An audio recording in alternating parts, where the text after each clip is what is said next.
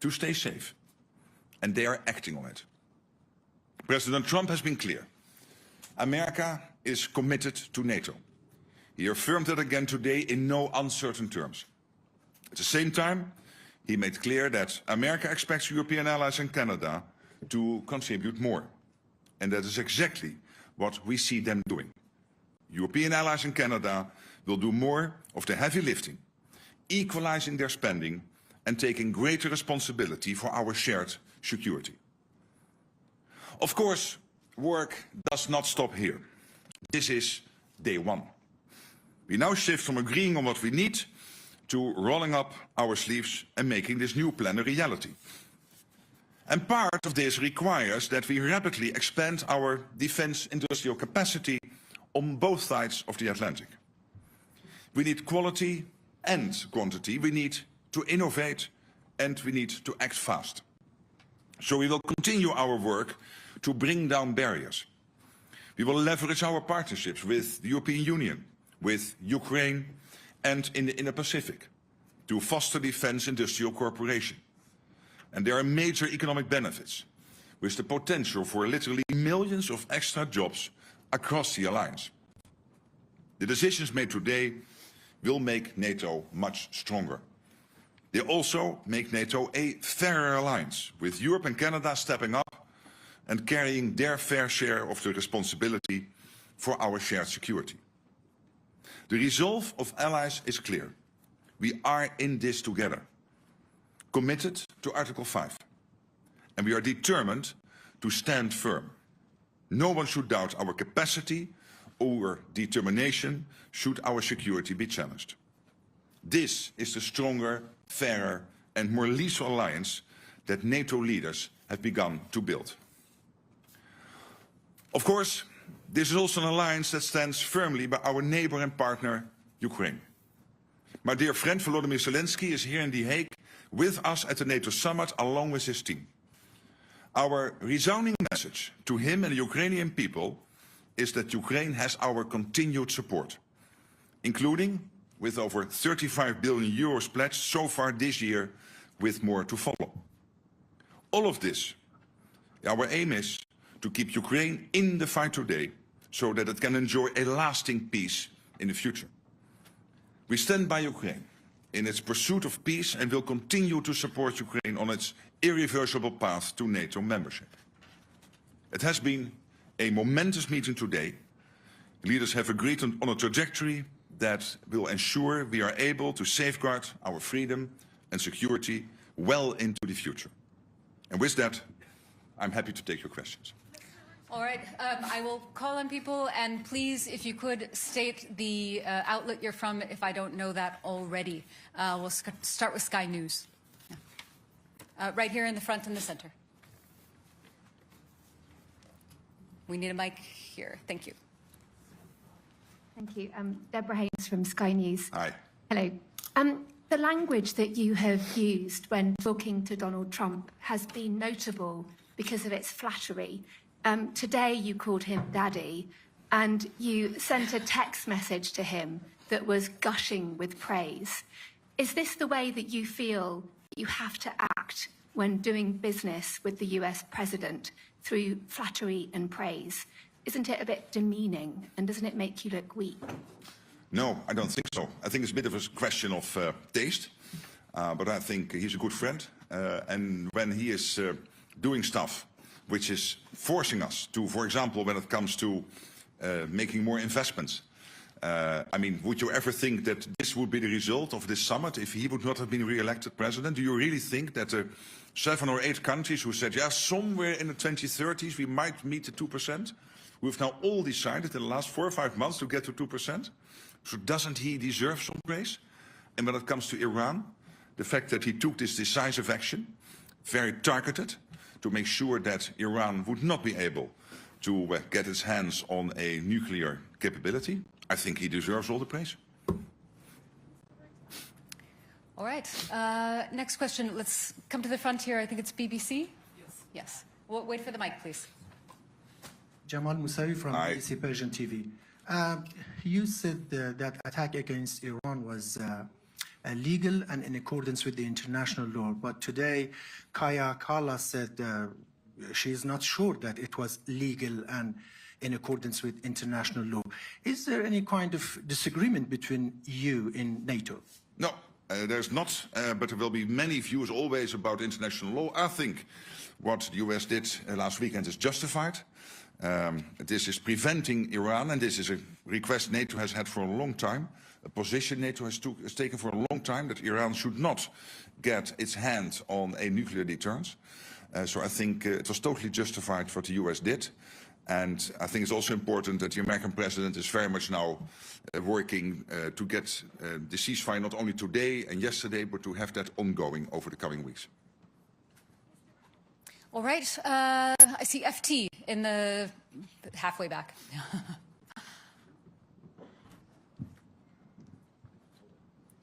She has to hold it. Secretary General Henry Foy, Financial Times. Aye. The floor. Donald Trump has said the US won't agree with the 5%. That's for all of us to do, but not him. Is that fair in an alliance that's built on sharing and unity? And secondly, what will you do if he comes back next year and asks for more than 5? Thank you. Well, when it comes to the 5%, there are the two elements. One is the 3.5% core defense spending. The US is more or less there. And when it comes to the 1.5% defense-related spending, we can safely assume that the US is doing that. When you look at their enormous capacity when it comes to fighting cybercrime, hybrid threats, when it comes to their infrastructure investments, when it comes to developing the defense industrial base. So I think we can safely assume that the US is more or less at that 5% already. All right. Next, I think we'll go over to the left side again, about halfway back. Washington Post. You need a mic.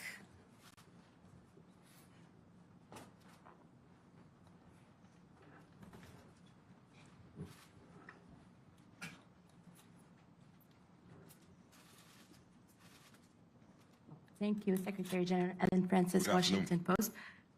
NATO allies will have to go to great pains to convince people that this money should be spent because of a Russian threat. But some of the comments at this summit suggest that it's all about pleasing President Trump. I think Secretary Rubio called it the Trump summit. Do you agree that it's the Trump summit? And how much of this pledge is about keeping the US president happy? Well, there are two issues to this and to the 5%. One is that there is this consistent ask from the US. This started already with Eisenhower in the 1950s for the Europeans and the Canadians to equalize with what the US is spending. And now, finally, we're going to do that. But obviously, the 3.5 core spending and the total 5% is deeply rooted in the outcome of a process in NATO, the NATO defense planning process, which has led to agreeing by the defense ministers 2 weeks ago on our targets. So what each country needs to do when the call would come. If the call would come, we need you to help because there is an Article 5 situation. And we have calculated that to basically reach those targets, we need to spend 3.5% on core defense and, of course, the 1.5% on defense and security-related spending. So there is this US request, please equalize, because it's not fair that we shoulder much more than the others are doing and that we are carrying more weight than the others are doing. And there is the issue of that it is really necessary because of the long-term threat by the Russians to the whole of the Euro-Atlantic area and also the other upcoming adversaries, and of course the situation with China, where we see this impressive military build-up. So it is both true. The US has consistently had this request now for 60, 70 years. Finally, we will do it. And I think it's important. It makes the whole of the alliance more stable and fairer. And there is the need because of Russia and others. All right. The woman in the third row over on the left side here. Natalia Robb, the New Voice of Ukraine. Secretary General, you have stated that this year Canadians and Europeans have pledged 35 billion into military support to Ukraine, and this is not even the half of the year. In your opinion, what should be expenditure for Ukraine at the end of the year? And what amount of military aid to Ukraine could help Ukraine to win the war, not just survive?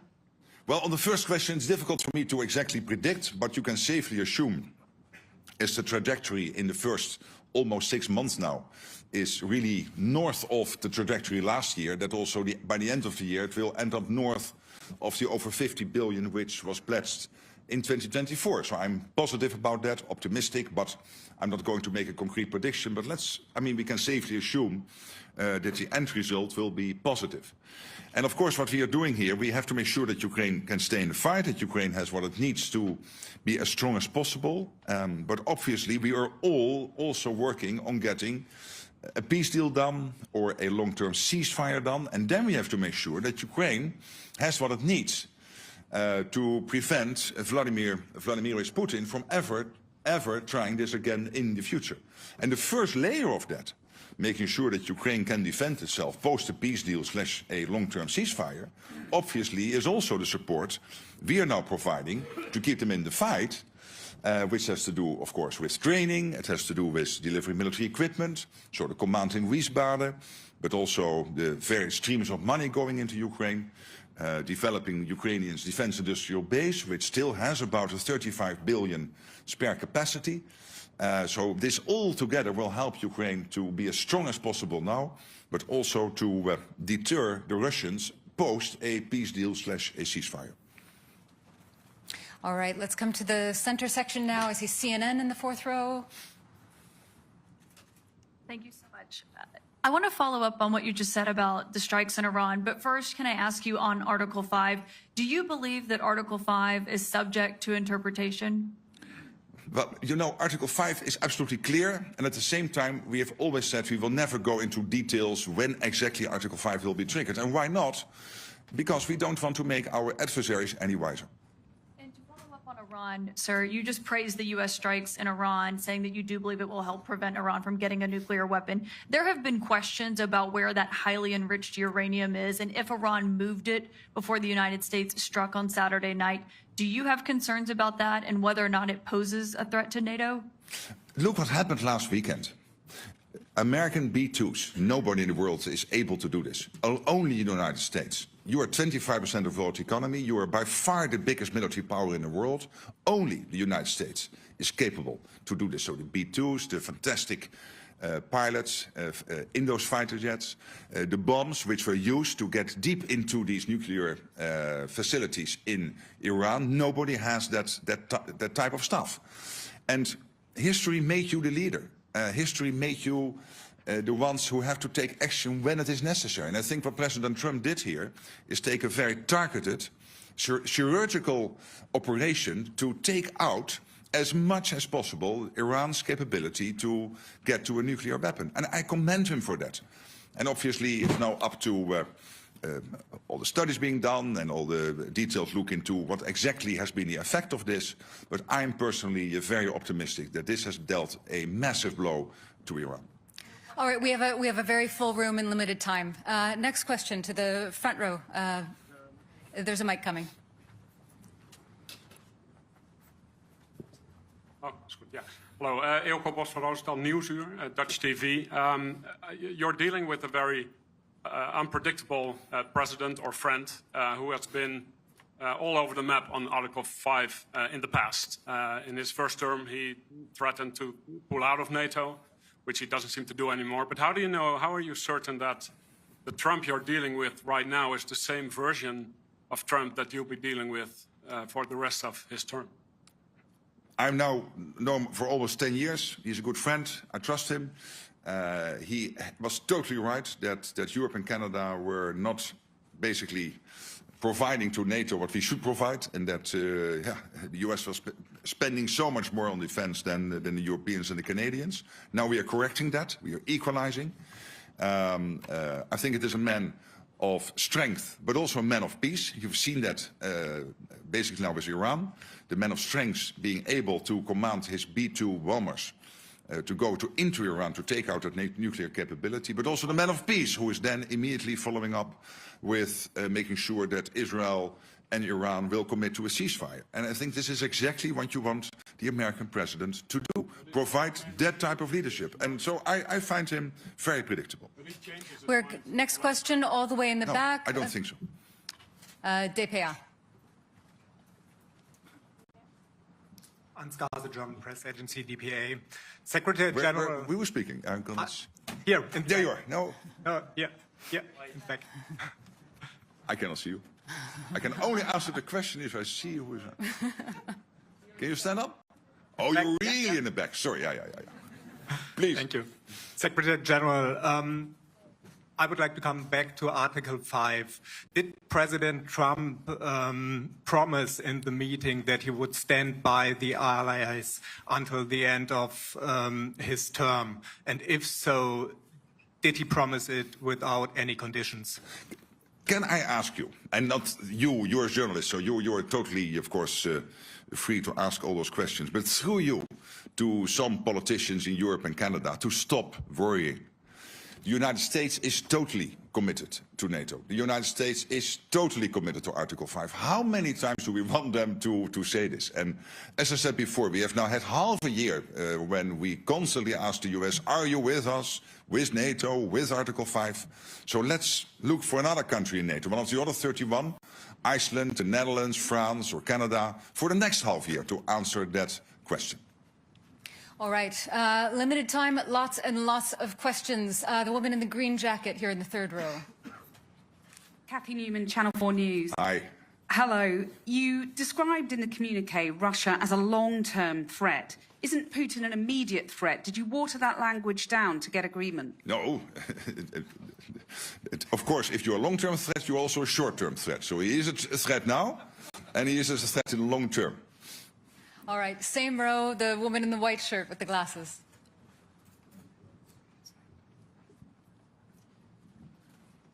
Thank you. Ida Hallikainen from Ilta-Sanomat, Finland. Mr. Secretary General, Russia has expanded its military infrastructure near Finland's eastern border. What is Russia aiming to achieve with this, and what is NATO's message on the matter? And second, if I may, is Spain now serious about the defense spending goal? Yes, on the last question, I believe so. As you know, there is disagreement to disagree that they think they can reach the capability targets by 2.1%. NATO is saying it has to be 3.5%, like for all the other allies. All allies will report on how they are getting to the capability targets, so we will see, and in 2029 we will anyway have a review of all of this. On your first question, well, let's not be naive about Russia. Of course, they are fighting this totally unprovoked war against Ukraine. But at the same time, and this is what we have been hearing, open source from many senior military leaders in Europe, including the Chief of Defense in Germany, they're building up their armed forces and reconstituting their armed forces at such a pace that they could be ready in 3, 5 or 7 years to attack NATO. And that is why today is so important and today is so transformational. Yes, to the question before, because we had to equalize with the US and end the debate which has now been running for 60, 70 years. But particularly also because we know that there is this Russia threat, short-term, long-term, whatever. But the Russia threat is there, and we have to make sure that we can defend ourselves. And that is why we are doing this. Okay, we just have time for a few more questions. NHK, so fifth row here. Sacha from NHK, the public TV station of Japan. Thank you. My question is about the IP4 countries, but which were here in The Hague. But so I know you've been mentioning that you won't lecture the whole world, but since you were able to make this historical decision today, do you think this would trigger other countries like the IP4 countries to think twice about their threats around them and their defense spendings? Well, we have this close cooperation. I had yesterday an excellent meeting with the Japanese foreign minister. We will have a meeting with the senior leaders from the Indo-Pacific 4 countries later today, and there will be another meeting also with President Zelensky and European leaders. So, but with the Indo-Pacific 4, we will also meet. And this is because we know that our two areas, so the Euro-Atlantic and the Indo-Pacific, are getting more and more connected. Look at North Korea being so closely involved now in the war effort, and North Korean soldiers fighting on European soil against, on the Russian side, against Ukraine. That is rather historic. So this cooperation is important, where it's very much focused on innovation, very much focused on procurement, on defense industrial production, making joint assessments of what is happening in the Pacific, what is happening in the Euro-Atlantic, and how the two are more and more interconnected. And I must say, when I'm speaking to the leaders, and I was visiting Japan early April, having a long meeting with the Prime Minister, and I met him again last week in Calgary at the G7, but also the leaders of the Republic of Korea, Australia, New Zealand, they all are very much aware that, of course, part of having a deterrence is that you spend enough on it. You see in all these countries debates ongoing on doing more where possible, but it is not up to me to advise them. Let me concentrate on the 32 and make sure that we do what we need to do. But I think that debate is taking place also in many countries outside NATO. Okay, I think we've just got time for a couple more questions. The center, fifth row, gentleman in the very center there. Yeah. Yes, my name is Heikki Aitokoski. I'm from the Finnish newspaper Helsingin Sanomat. Did you exchange views on Vladimir Putin and Mr. Trump seems to be in rather friendly terms with him? It would be interesting to hear what you talked about him. I've not changed my views on Vladimir Putin. I don't trust the guy, and of course I had a lot of dealings with him personally when we had a terrible situation with flight MH17, the Malaysian airline flight MH17, being shot out of the air by Russia in July 2014, and Putin telling me that he was not present in the Donbass and that he had no dealings in Ukraine and this, that, and the other, and these were all lies. We know that. Okay, for the sake of geographical diversity, all the way in the back, Telegraaf. Pim Cedee, the Telegraaf. Mr. Rutte, I have two short questions for you right here at the back. How do you think Vladimir Putin will look at this NATO summit in The Hague and the appointments being made between the 8 NATO allies? The other question, completely different one, but how big is the role of the Dutch King, Willem-Alexander, the Queen, and also Amalia in organizing this NATO summit and making it into a success? A big role. Last night was really amazing, and I mean, we are both Dutch, and we can be very fortunate to have this royal family. Of course, they have that overview, which many politicians who are there for 1 or 2 terms can never compete with. So we have a king here in the Netherlands who is now in that position for 12 years. And you sense that. I mean, the breadth, the benefits from which he is speaking, including with the American president and other leaders, is really impressive. And I've seen the same before with his mother, Queen Beatrix. So that is one of the huge advantages of having a monarchy. And I would say, well, to your and my country, let's be happy and let's be glad and grateful that his family is willing to do that. On the other question, I mean, look what Putin achieved. He wanted to divide the West, and now Finland and Sweden have joined NATO. He wanted to divide the West, and now we have committed to a 5% spending target. So he cannot be very happy, and he should not be very happy. All the way in the front, on the left. Never give the microphone away. Give it up so that you can see me. Dejan Šejnović, Nezavisne newspaper from Bosnia and Herzegovina. Thank you very much for this opportunity. So for the West Balkans, for the first time, long time, it hasn't been mentioned in the communique. What does it mean for our region? You yourself were several times talking about the importance of the region for the alliance. What can you tell us why it's not mentioned? Yeah, but again, this is not your traditional communique which you would see in the UN or in NATO in the past, where you would have 60 pages, 90 paragraphs, basically talking about the world from the birth of Jesus up to today and everything in between. I mean, that's done. We try to focus. So we are still very much concerned. KFOR is there in Kosovo. EUFOR is there in Bosnia and Herzegovina. I was visiting the region, had extensive talks with the leadership in Bosnia, in Kosovo. I had a dinner in Brussels with the president of Serbia. So we are very much involved as NATO. The EU, of course, is very much involved. We closely coordinate with Kaja Kallas and Ursula von der Leyen on the European side. But what we really want to do here is not to recall all the language, like the irreversible path of Ukraine into NATO. It's still there, nothing changed. But really to focus on 3 core issues in 5 paragraphs. And one of the paragraphs is about the next meeting. So basically 4 paragraphs. And that is about, as you know, production, spending, and Ukraine. Okay, final question to the young reporters in the front. Yes. We'll get a mic to you. Just a moment. Thank you very much for this opportunity, Secretary General. We are the youth correspondents. Absolutely. And you are here now for 2 days, and you've been marvelous. Yes, thank you. There's a lot happening in this world, and many children worry about it. Do you think we children can also fight for peace? Or should we trust that you could bring peace to the world? Thank you. But I cannot personally bring peace to the world. What we can do collectively is to make sure that we are so well prepared, we are so strong, that nobody will ever attack us.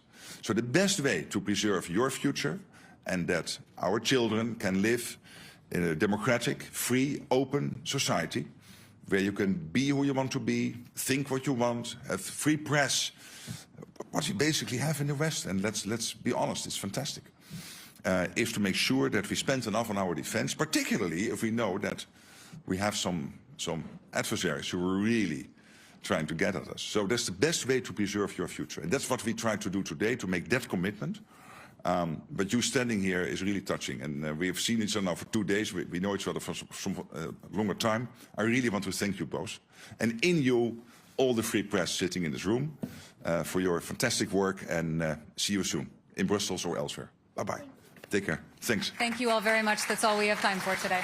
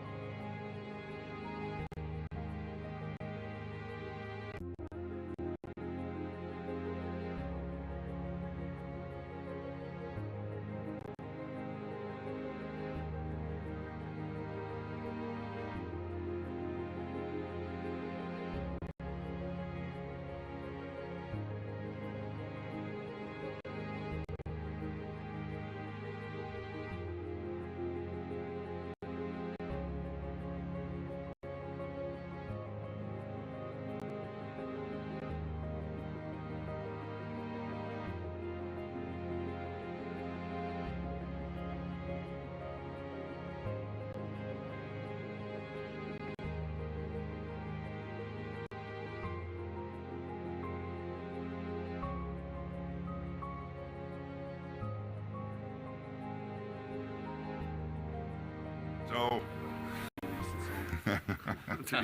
Good afternoon, and I'm very happy. As you know, the Indo-Pacific partners are very dear. They are here for the fourth time now at a NATO summit, and we will now have a meeting. And we have that relationship between NATO and the Indo-Pacific countries, Japan and the Republic of Korea, Australia and New Zealand, not because we want to extend NATO to the Indo-Pacific, but because we have friends in the Indo-Pacific.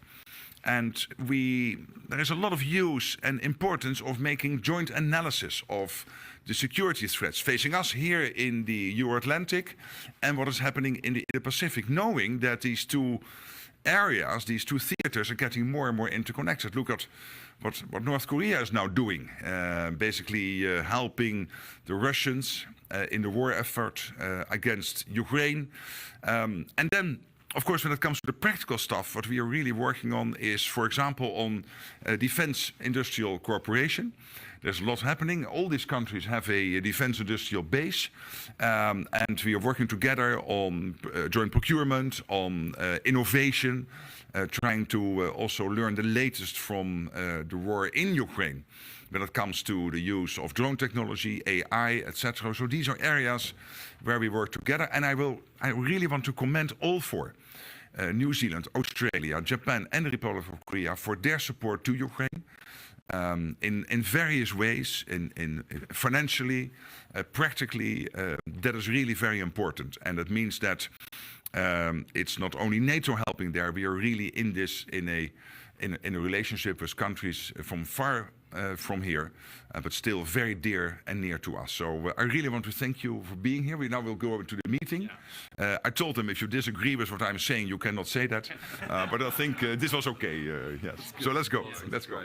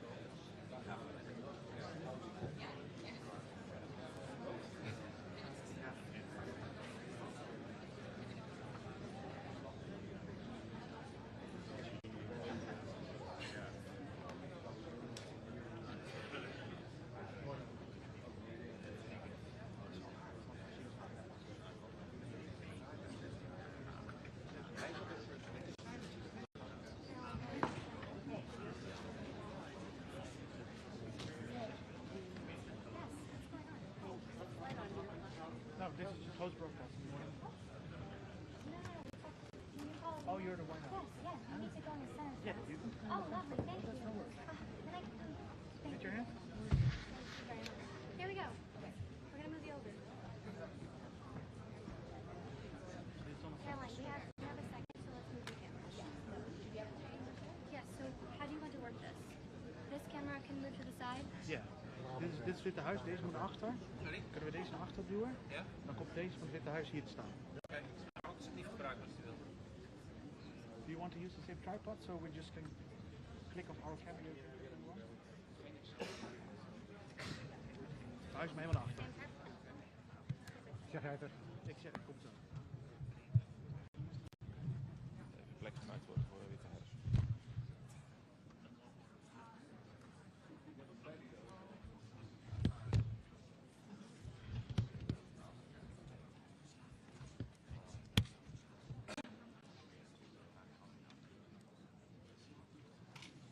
Ze zijn niet heel vriendelijk, zeg maar.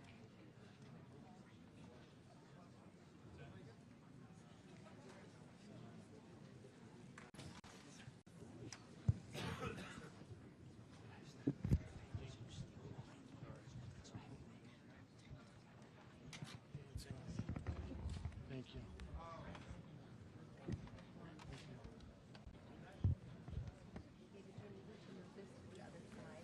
Ja, ja. Dat maakt het uit.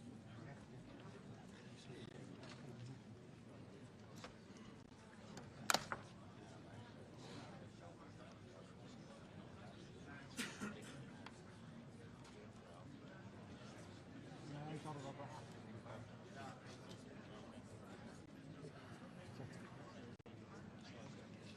Ja, ze willen gewoon een eigen ding.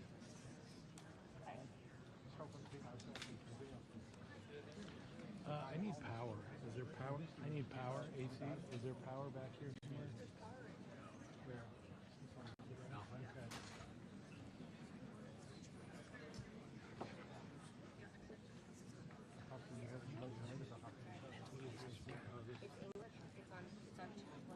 Okay. What else do you need to remember? Let me come up there.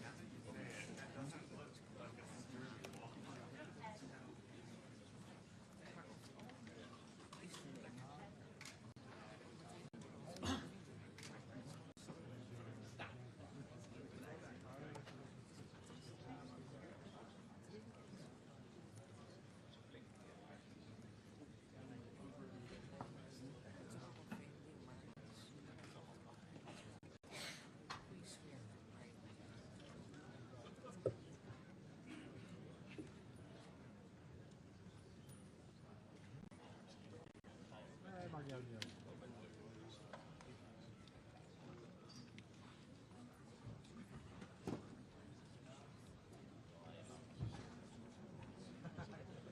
Net zo lang. Ja.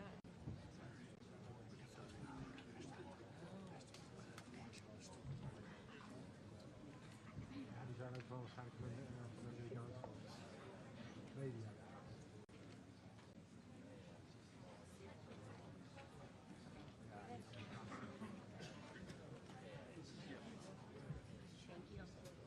David, Ethernet is right behind you. Ja, dat kan ik verstaan. Thank you.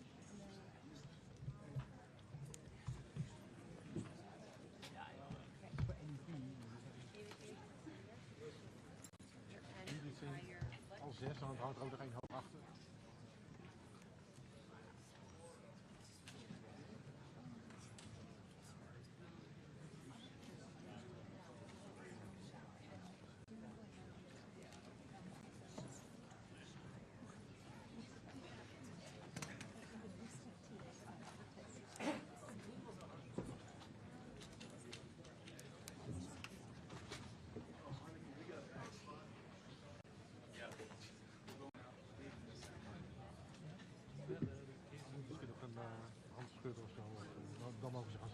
said, is this also mine?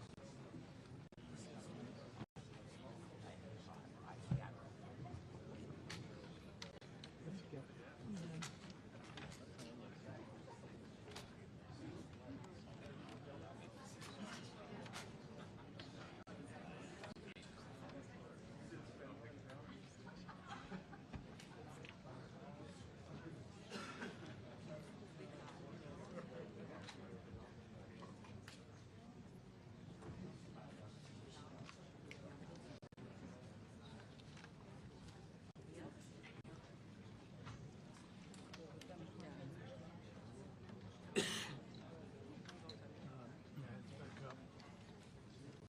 Thank you.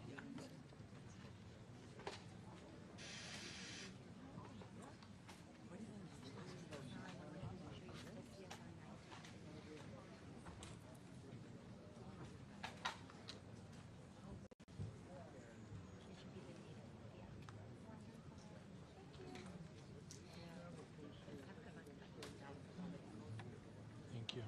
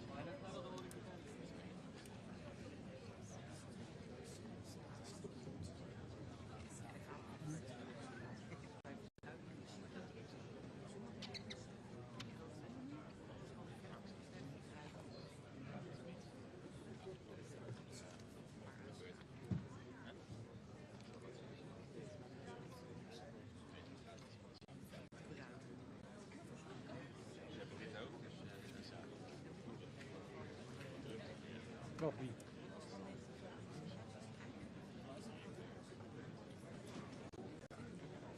Ja, tuurlijk. Wijd rood. Hij niet.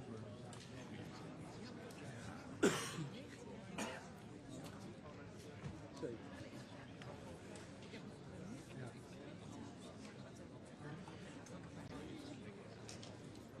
Ik heb het gemist.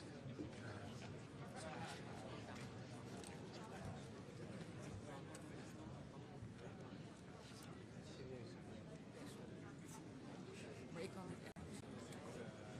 Ik weet dat er ook wordt bepaald. Tuurlijk, dat doet iedereen. Ik hoop dat het goed is.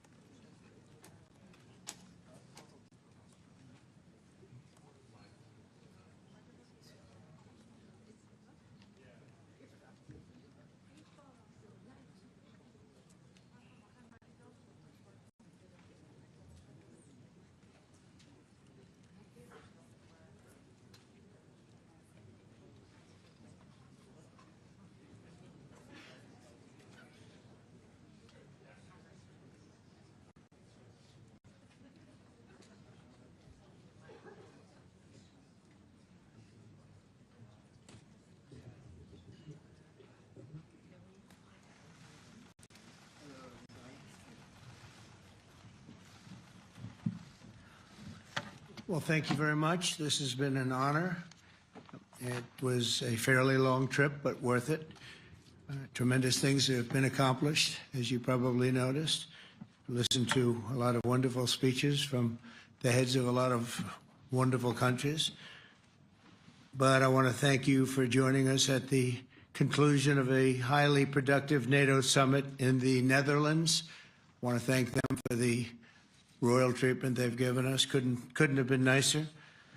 And it's a beautiful country, really a beautiful country. Coming in, I saw the most beautiful trees. In fact, I want to bring some back with me. I want to also thank, I had breakfast this morning with the King and Queen, and they're incredible people. I said, you're central casting. Beautiful people, great people, big, beautiful heart. And I enjoyed that. And also NATO Secretary General Mark Rutte, who's been terrific. He's been a friend of mine. Used to be right here running this wonderful country. Now he's the NATO Secretary General. He's doing a fantastic job.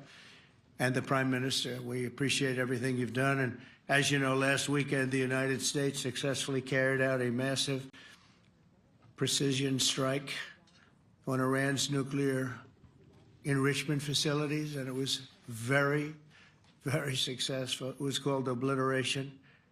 No other military on earth could have done it, and now this incredible exercise of American strength has paved the way for peace with a historic ceasefire agreement late Monday, and we call it the 12-day war. Spoke to a few people. I guess that just sounded like the right name. It was a 12-day war. And we think it's over. I don't think they're going to be going back at each other. I don't think so. Not only have we dealt decisively with the critical threat of Iran's nuclear program, which was what I wanted. I said, Iran cannot have a nuclear weapon. I've said that for 15 years, long before I decided to do the political thing. But we've also reasserted the credibility of American deterrence, which is like no other. The people at NATO said there's never been anything. You know, I rebuilt the entire military during my first term. And we have a great military. We have great generals. I got to know the good ones and the bad ones. We kept the good ones. Over the past 2 days, I was honored to participate in the NATO leaders meeting and also had extremely good individual discussions with the King and the Queen, Secretary General Rutte, and the Prime Minister. Great discussions. Very knowledgeable people. Major focus of our conversations at the summit was the need for other NATO members to take up the burden of the defense of Europe, and that included the financial burden. As you know, it was 2%, and we got it up to 5%. And they said, a couple of them came up to me. One in particular said, sir, we've been trying to get it up to 3% for 20 years, and we haven't been able, and you got it up to 5%. So they're going to be, most of them, I guess almost all of them, are going to be contributing now 5%. A number that people are surprised at, but you need it today. The United States accounts for 2/3 of all NATO defense spending, and since I began pushing for additional commitments in 2017, believe it or not, our allies have increased spending by $700 billion. I said to people, you don't have any money, and a lot of them weren't paying. And so I started the process, and I picked it up as soon as I got back, which is 6 months ago.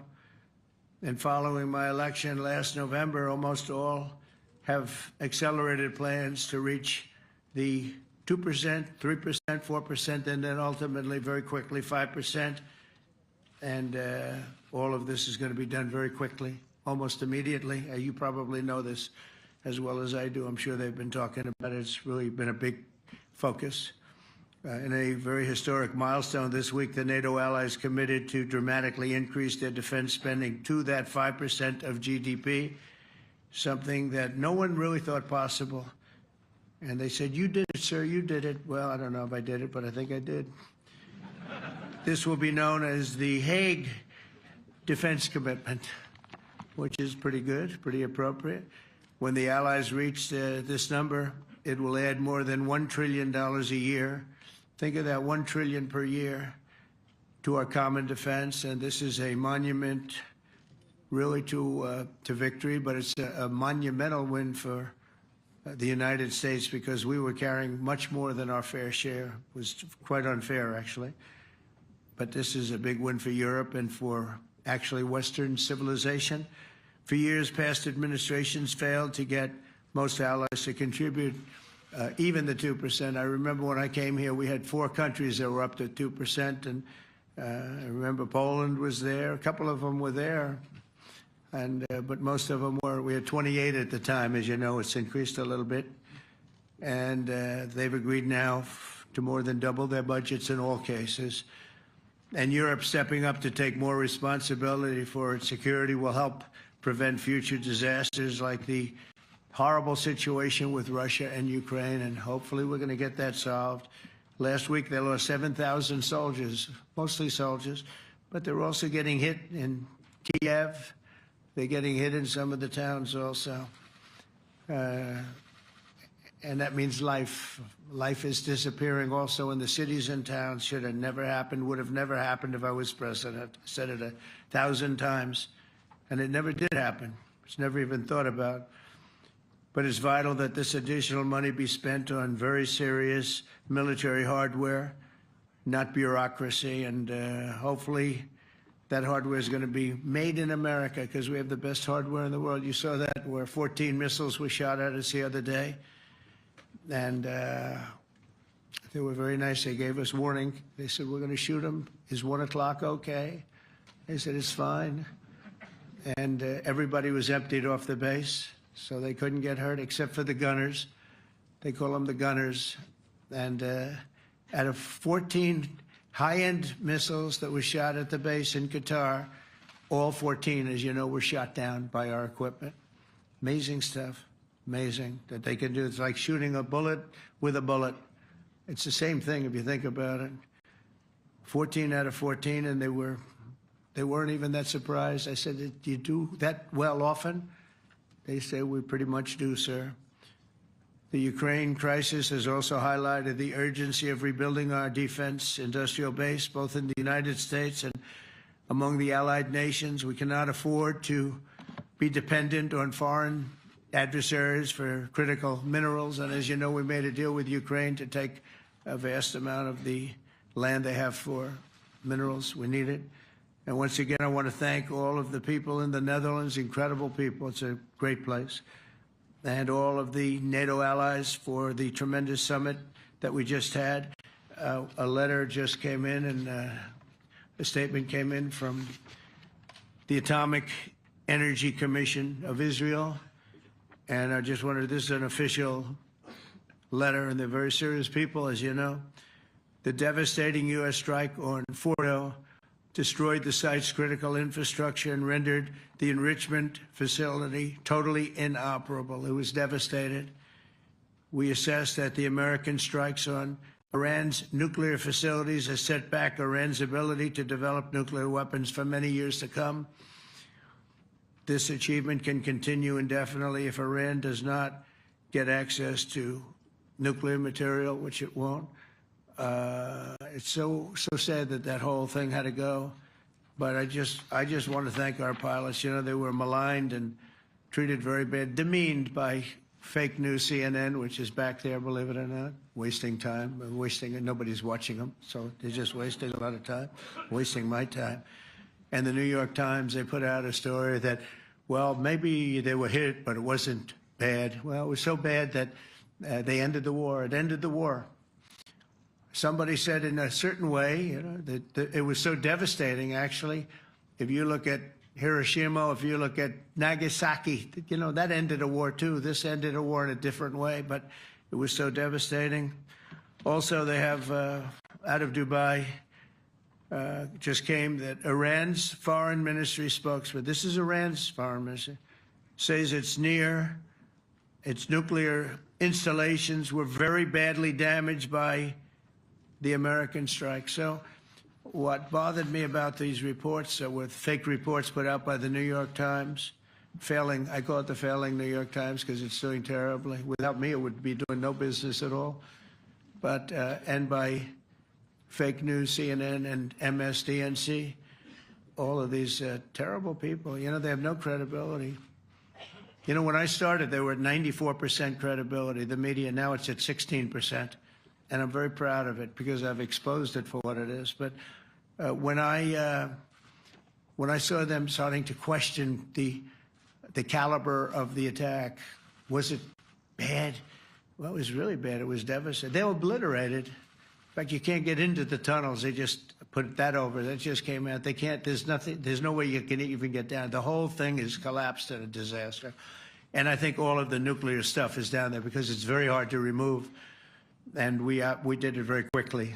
When they heard we were coming, it was, you know, you can't move it. Very hard, very dangerous, actually, to move to. And they also knew we were coming, so I don't think too many people want to be down there knowing we're coming. With the bunker busters, as we call them, we're the only ones that have them. We have the best equipment, best nuclear equipment, and we have the best equipment in the world. And by the way, we can't forget our submarine, which was out there, submarines actually, but submarine was out there. We shot 30 rockets into an area, every single one of them. I think it was almost 400 miles away, I think, Pete, right? 400? And long. It was in the ocean, long ways away. And we shot a total of 30. Every single one of them hit within 9 inches from where it was supposed to be. It took out a lot because we didn't do just 4, though. We did 2 others in addition, which hadn't been completely destroyed. So we hit them with a submarine from hundreds of miles away. Amazing, just amazing equipment. Greatest submarines in the world. Nobody's even close. They're 20 years behind us when it comes to submarine technology. So that's one, and the other was from the Atomic Energy Commission, and they have about 3 or 4 of them now coming in from atomic energy commissions from various places. But the one that we have that just came out, we released it a little while ago, was from the Israeli Atomic Energy Commission, but numerous of them are getting to see the site, and the site has been demolished. And again, we had these brave patriots, these incredible flyers, these people that can fly a plane better than anybody can fly a plane, going into very hostile territory, flying into the territory that has got more missiles and things pointed at it. But it was very stealth. They didn't get to see it. It was dark. That's the amazing thing about the shots. They hit the shots perfectly, and yet it was dead dark. There was no moon. There was no light. It was virtually moonless. It was very dark, and the shots were hit perfectly. But when they get demeaned, and they were very upset about it because they knew how strong it would be. Back in Missouri, the pilots flew about 36 hours, 2 ways, far distance, and in those incredible B-2s. And we then had the F-22s, and we had the F-35s, and we had other planes, and we had, I think, a total of 52 tankers. That means the big tankers, because the refueling was a lot for all of the different planes that we sent.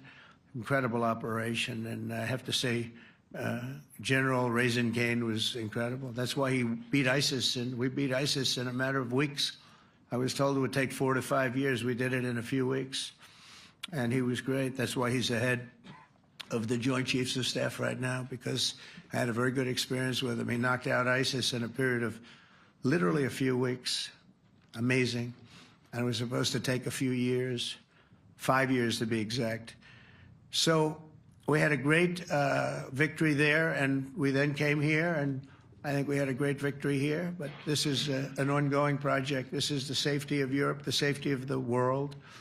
And they've raised it from 2% to 5%, something which nobody, and you're talking about over $1 trillion a year. So we're talking about a lot of money from coming in from countries that were not paying nearly enough to be effective.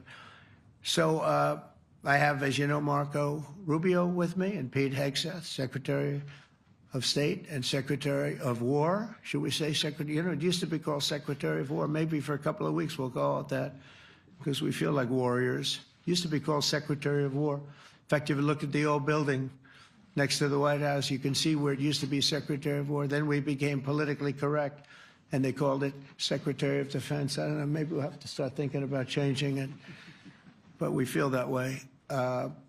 Do we have any questions, please? Wow. That's a lot of questions. Who's a nice person? Oh, you're not a nice person, but I'll let you ask one. Go ahead. What's he going to ask? He is not nice at all. I know him well. Thank you, Mr. President. Yeah. Thank you for taking the time before flying home. You just said you believe the conflict between Israel and Iran is over. What makes you so confident it is? And what do you do if it isn't? Because I dealt with both, and they're both tired, exhausted. They fought very, very hard and very viciously, very violently, and they were both satisfied to go home and get out. And can it start again? I guess someday it can. It could maybe start soon. I think a big telltale sign was when, as you know, Iran somewhat, by not much, violated the ceasefire, and Israel had the planes going out that morning, and there were a lot of them, 52 of them. And I said, you got to get them back. And they brought them back. They didn't do anything. They brought them back. It was very good. I thought it was amazing, actually. They have fought a hell of a war. They fought very hard. I think the war ended, actually, when we hit the various nuclear sites with the planes. And I just hope you people can give these pilots, these are the best pilots in the world. They're the best shots in the world. They call them shots. That's what they are. And wait a minute. And I just hope you can give them the respect they deserve, because they came home to fake news. And like, oh, gee, there was hardly any damage. The things are decimated. So, but I think, no, I think they're very much finished. I think Israel's going to get back to doing what they do. And I think that Iran's going to get back. You know, Iran has a huge advantage. They have great oil, and they can do things. I don't see them getting back involved in the nuclear business anymore. I think they've had it. They've been at it for 20 years, and I don't see that happening either. Now, if it does, we're always there. It won't be me. It'll be somebody else, but we're there. We'll have to do something about it. Yes, please, go ahead. Go ahead. Oh, fake news, CNN? Oh, yeah, here we go. Wait till you hear this question. You should really say how great our soldiers and our warriors are. I think everyone appreciates our soldiers and our warriors. I do have two questions for you, Mr. President. You just cited Israeli intelligence on these attacks. Earlier, you said U.S. intelligence was inconclusive. Are you relying on Israeli intelligence for your assessment of the impact of the strikes? No, this is also, Iran made the statement.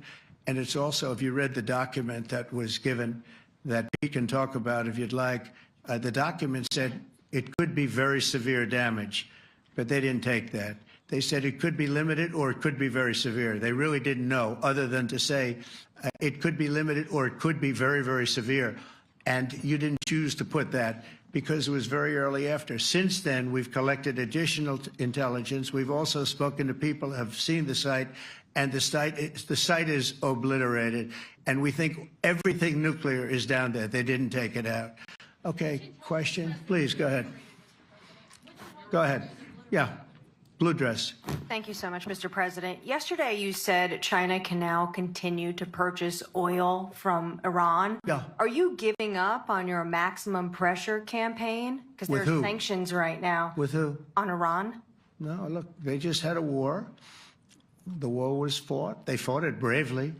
I'm not giving up. They're in the oil business. I mean, I could stop it if I wanted. I could sell China the oil myself. I don't want to do that. They're going to need money to put that country back into shape. We want to see that happen. No, if they're going to sell oil, they're going to sell oil. We're not taking over the oil. We could have, you know. I used to say with Iraq, keep the oil. I could say it here, too. We could have kept the oil. No, China is going to want to buy oil. They can buy it from us. They can buy it from other people. But you're going to have to put that country back into shape. It desperately needs money. Yeah. Yeah, please. Here we go. I'm picking the beauties today. Go ahead. Mr. President, Secretary General Rutte has described President Putin as an adversary, a threat, an enemy. Do you view him the same way? And in addition to that, you mentioned General Kane, your chief of staff, the chairman of the Joint Chiefs of Staff. General Kane. Yes. He has said that Mr. Putin has territorial ambitions beyond Ukraine. Do you view that in the same way? Possible. I mean, it's possible. I know one thing. He'd like to settle. He'd like to get out of this thing. It's a mess for him. He called the other day. He said, "Can I help you with Iran?" I said, "No, you can help me with Russia." Because, in the last few weeks, we took care of India and Pakistan, Kosovo, Serbia. I think on Friday we have coming in, the Congo is coming in, and Rwanda is coming in. That was a vicious war that went on, a machete war, heads chopped off all over Africa. They're coming in. We did 2 others in addition to that. Nobody's ever done anything like this. No, I consider him a person that's, I think, been misguided. I'm very surprised, actually. I thought we would have had that settled easy. I've settled 4 of them in the meantime. But he did call up, and he said, he's close to Iran. He'd like to help us get a settlement. I said, no, you help me get a settlement with Russia. And I think we're going to be doing that, too. Yeah, please. Go ahead, please. Thank you, Mr. President. You've made clear your position on what impact the strikes had. I wanted to ask you what is next with Iran. For instance, is there any indication from U.S. intelligence that Iran was able to move any material? No, just the opposite. We think we hit them so hard and so fast they didn't get to move. And if you knew about that material, it's very hard and very dangerous to move. It's called, in many people, they call it dust, but it's very, very heavy. It's very, very hard to move. And they were way down, they're 30 stories down. They're literally 30, 35 stories down underground. You think you got it all? Oh, yeah, we think we got it. We think it's covered with granite, concrete, and steel. Can I ask you, are you interested in restarting negotiations with Iran? And if so, have they reciprocated? So our people, Marco could answer this, but our people are not, I'm not. The way I look at it, they fought, the war's done, and, I could get a statement that they're not going to go nuclear. We're probably going to ask for that, but they're not going to be doing it. But they're not going to be doing it anyway. They've had it. They've had it. Now, maybe someday in the future we'll want that. But I've asked Marco, do you want to draw, I just asked him the question as we were walking on the stage, do you want to draw up a little agreement for them to sign? Because I think we can get them to sign it. I don't think it's necessary. Marco, do you want to talk about that, please? Well, Mr. President, I think President Trump has shown a willingness to meet and talk to anybody in the world who's interested in peace.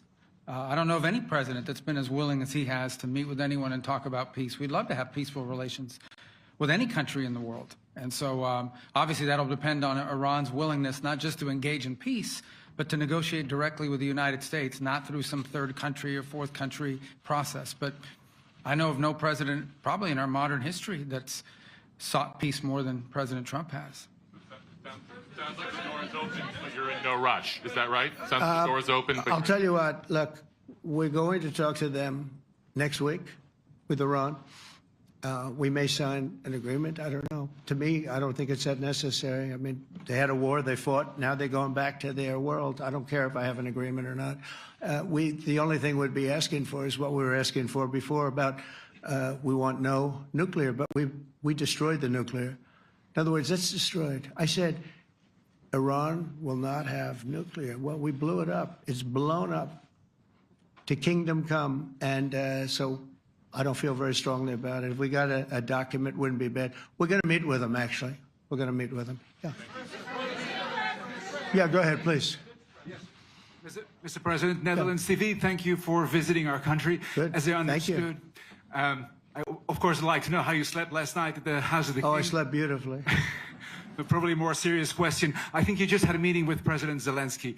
Did you discuss any ceasefire in this Russo-Ukrainian? No. I wanted to know how he's doing. He was very nice, actually. We had little rough times sometimes. He was couldn't have been nicer. I think he'd like to see an end to this. I do. I think what I took from the meeting couldn't have been nicer, actually. But I took from the meeting that he'd like to see it end. I think it's a great time to end it. I'm going to speak to Vladimir Putin, see if we can get it ended. But look, these are brave people. They're fighting these wars all over the place. Last week they had, I guess, I told you, close to 7,000 young soldiers, Russian and Ukrainian soldiers were killed, 7,000 in 1 week. It's crazy. It's crazy. So I'll be speaking to Putin. No, I had a good meeting with with Zelensky, and I had a lot of good meetings. We had a lot of good meetings with a lot of people, a lot of great leaders. But he's fighting a brave battle. It's a tough battle. Yeah. Go ahead, white dress. Thank you. Ida Hallikainen from Finland, Ilta-Sanomat. Good. You have played golf with President Alexander Stubb. How do you see Finland as a NATO ally and partner, and how would you describe your relationship with our president? Well, he's a very good golfer, okay? In fact, he was on his college golf team. He went to a good college in the South, as you know, a very good college, and he was a good golfer. We had a good time. I think my relationship's great. I want to buy icebreakers. You know, you're very good at icebreakers. And I actually made him an offer. I didn't go to Congress. They'll try and impeach me for this. But there's an old, it's not old, it's fairly new, but it's used icebreaker. And I offered him about 1/3 of what he asked for. But we're negotiating. We need icebreakers in the U.S. And if we can get some inexpensively, I'd like to do that. Actually, they'll fix it up, make it good.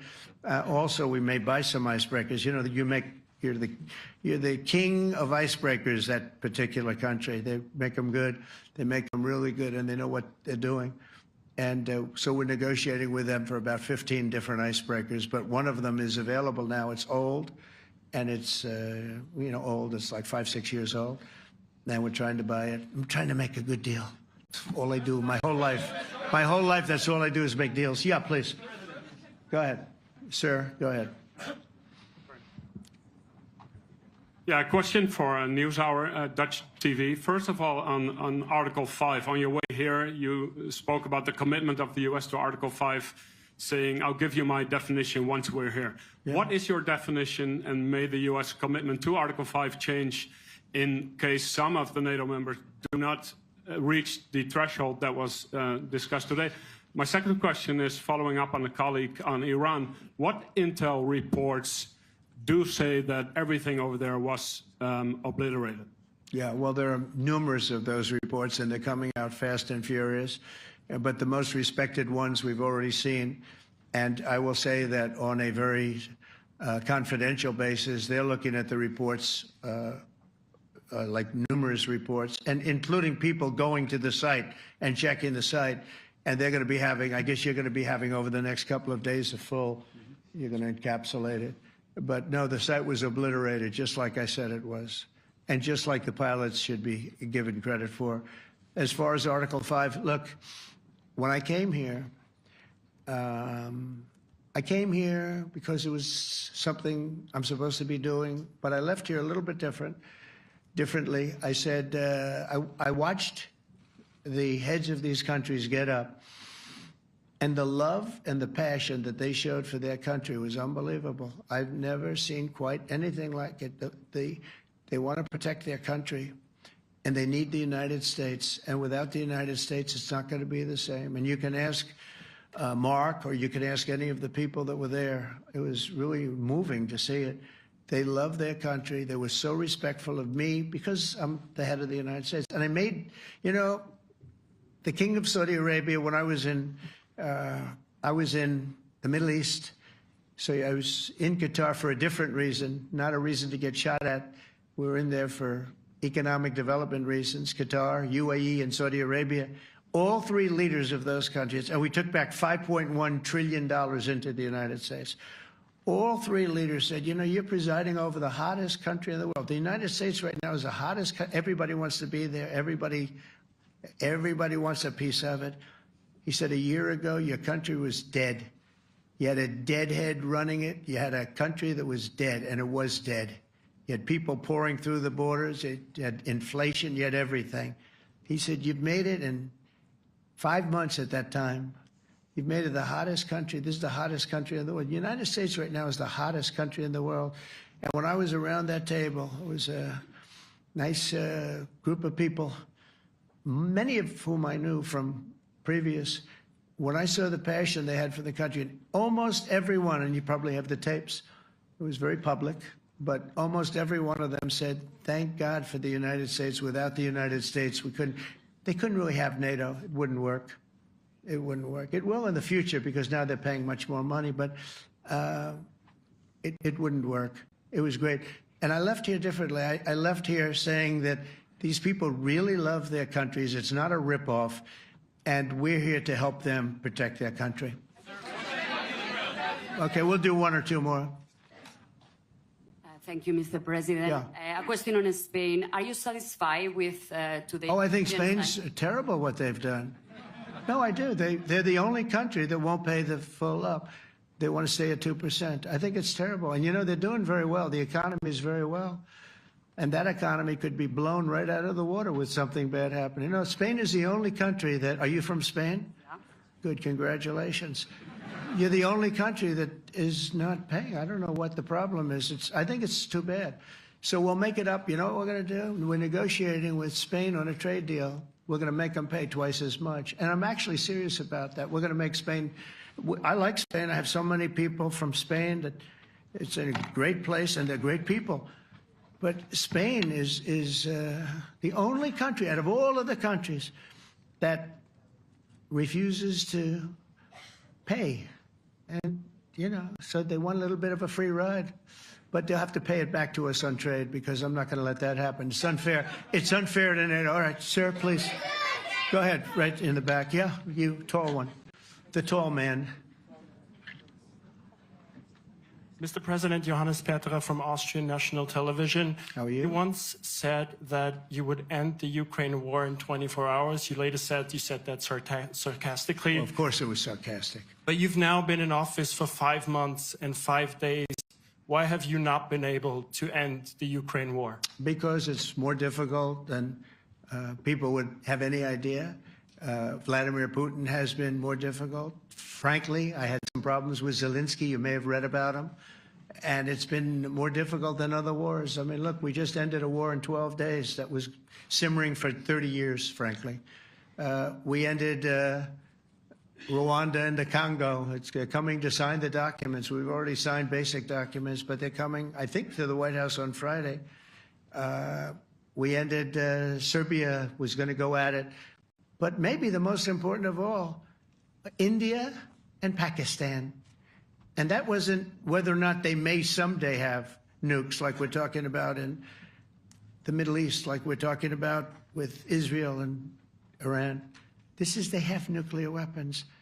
I ended that with a series of phone calls on trade. I said, look, if you're going to go fighting each other, it was getting very bad. You know how bad that last attack was. It was really bad. If you're going to go fighting each other, we're not doing any trade deal. No, no, no, you have to do a trade deal. I said, we're not doing any trade deal. And in fact, I had the general, who was very impressive. The general from Pakistan was in my office last week. You know, Prime Minister Modi is a great friend of mine. He's a great gentleman. He's a great man. And I got them to reason. I said, we're not doing a trade deal if you're going to fight. And if you're going to fight each other, we're not doing a trade deal. And you know what? They said, no, I want to do the trade deal. We stopped the nuclear war. Go ahead. Go ahead, Jeff. Here's another beauty, Jeff. He's a beauty, all right. Go ahead.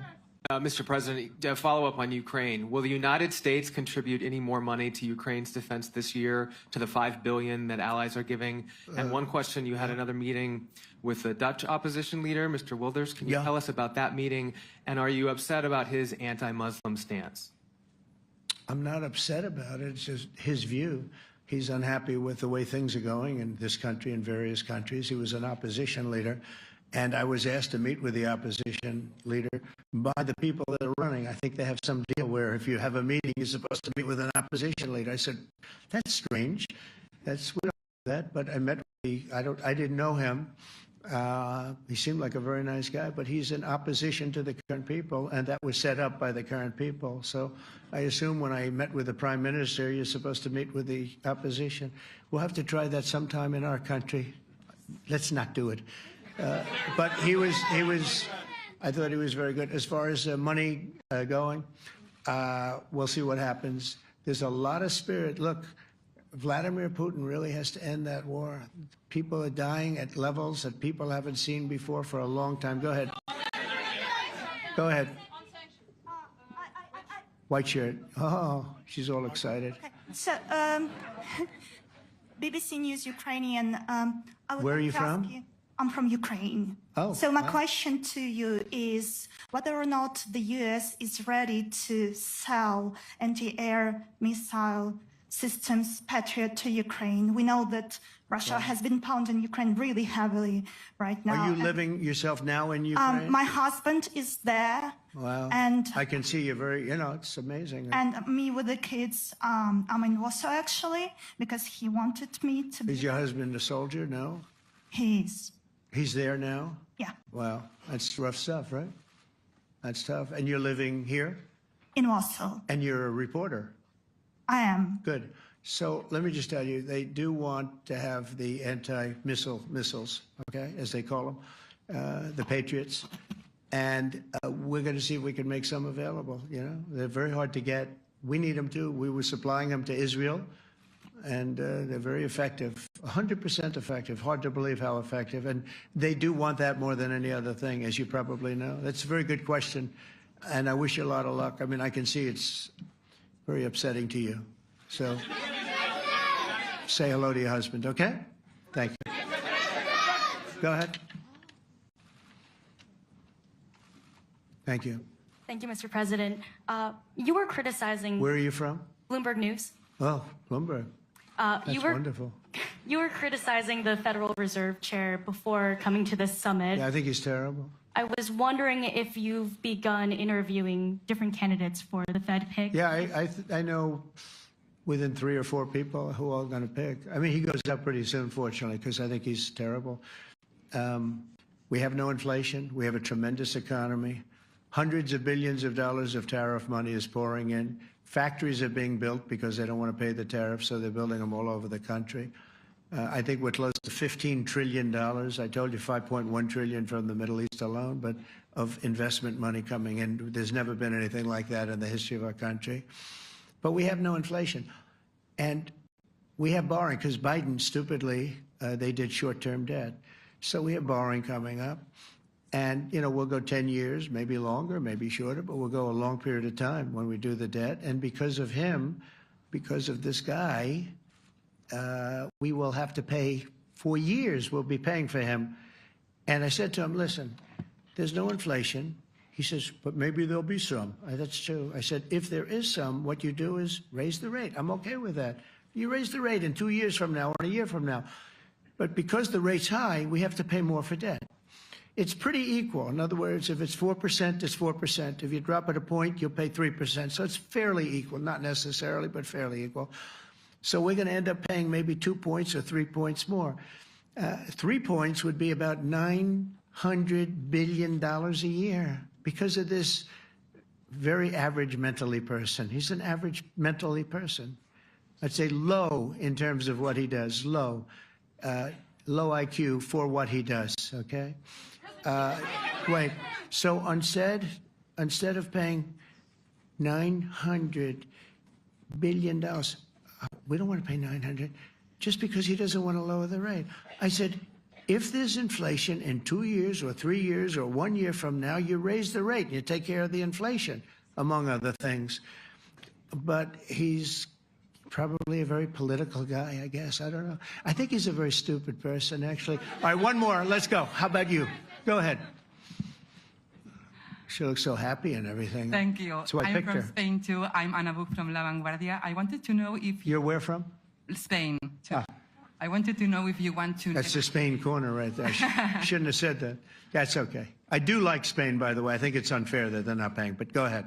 Are you going to negotiate directly with Spain about? I'm going to negotiate directly with Spain. I'm going to do it myself. They're going to pay. They'll pay more money this way. You should tell them to go back and pay. You're a reporter?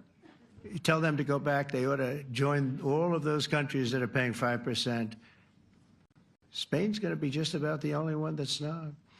They were the most hostile toward doing it. It just doesn't make sense to me. Okay. All right, Kelly, go ahead. Here we go. There's another one. Hello, sir. Thank you We very got them all today. Okay. So, Mr. President, you talked about expecting some on-the-ground assessments at Fordo and other sites. Now here, Is that here again. Israeli and U.S.? It's been obliterated, Kelly. What is your message then, sir, to the intelligence community when they present reports? You're not disputing the DIA report. You're just They presented a exists. report that wasn't finished. We're talking about something that took place 3 days ago. I understand that's The report was done So 2 what days is ago. your- Wait a minute. Yes. They didn't see it. All they can do is take a guess. Now, if you take a look at the pictures, if you take a look how it's all blackened, you know the fire and brimstone is all underground because it's granite and it's all underground. You don't show it. But even there, with all of that being said, the whole area for 75 yards around the hole where it hit is black with fire. The group that's run by this gentleman, in fact, you may want to talk about it for a second because we're going to issue a report. And I think it's not even a very exciting report at this point. It's been obliterated, totally obliterated.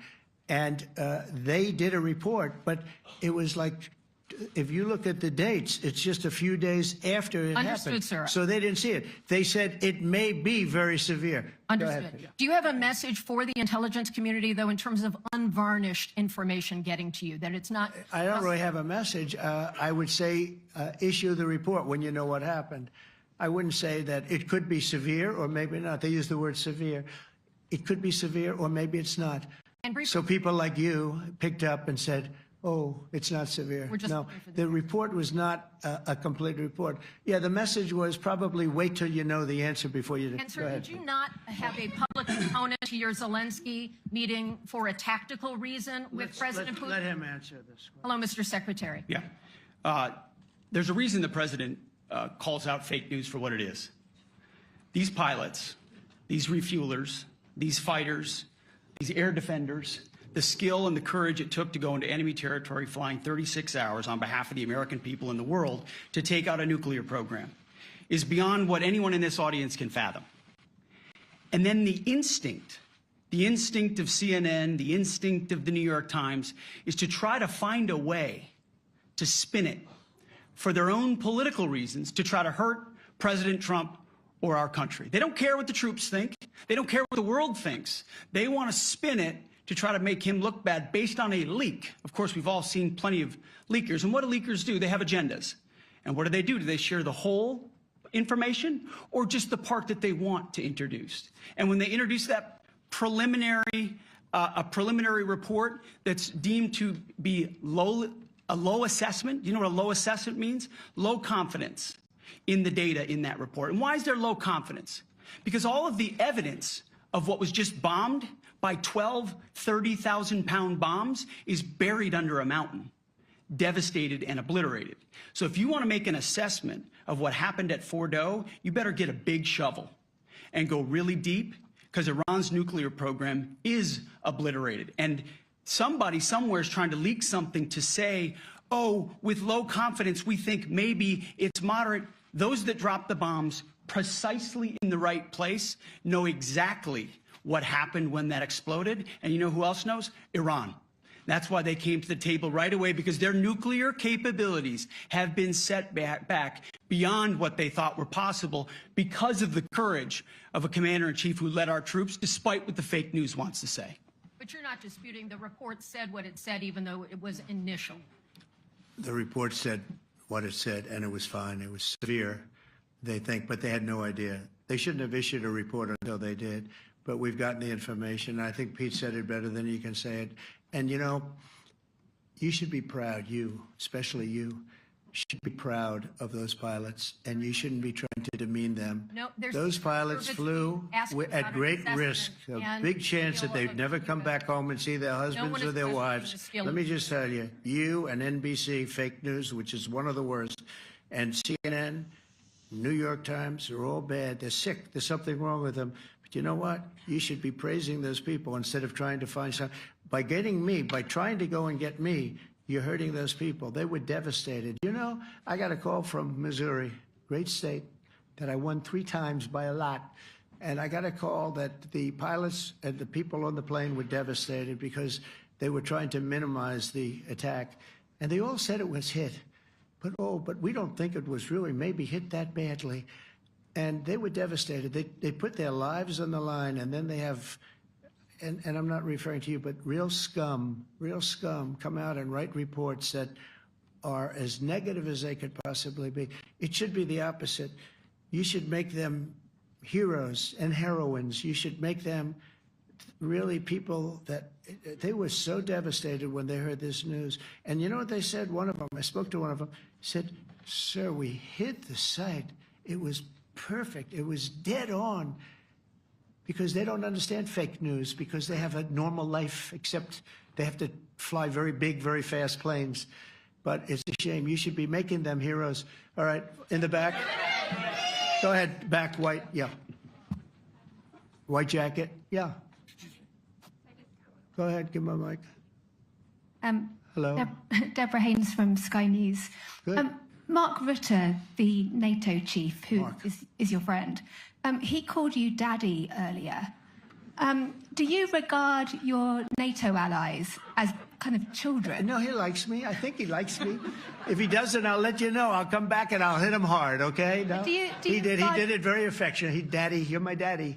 Do you regard your NATO allies, though, as kind of like children, and they're obviously listening to you and they're spending more, and you're obviously appreciative of that, but do you hope that actually they're going to be able to defend themselves, defend Europe on their own?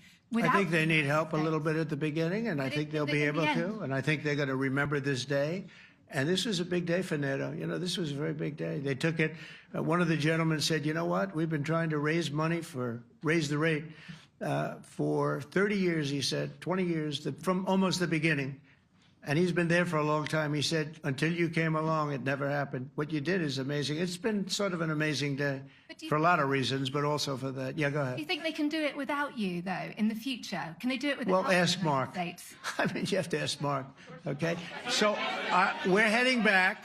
We're heading back. I want to thank these two gentlemen behind me. They're incredible people, both of them. They've done a fantastic job. And Susie's in the front, and she's done great. And Monica, thank you very much. That was quite an exciting time. And we're going to be heading back. We'll be back soon, and we'll see you in Washington, D.C. Remember this, we have the hottest country anywhere in the world. Thank you very much, everybody. Thank you.